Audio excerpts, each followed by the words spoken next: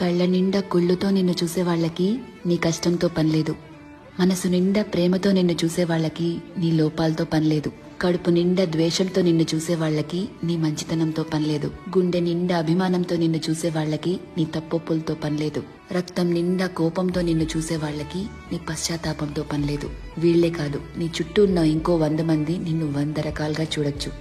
వాళ్ళందరూ వాళ్ల లోపల ఉన్న ఎమోషన్తోనే నిన్ను చూస్తారు. నిన్ను నిన్నుగా చూడగలిగేది ఆ పైవాడి తర్వాత నువ్వు మాత్రమే.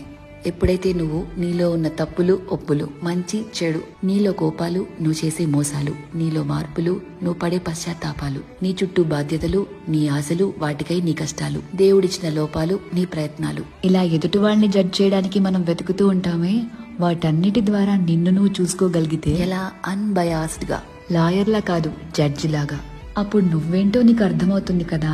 అదే సెల్ఫ్ అవేర్నెస్ అంటే. సెల్ఫ్ అవేర్నెస్ నీకు చాలా ప్రశాంతతనిస్తుంది. ర్యాండమ్ గా ఎవరిని ఏమీ అనలేవు.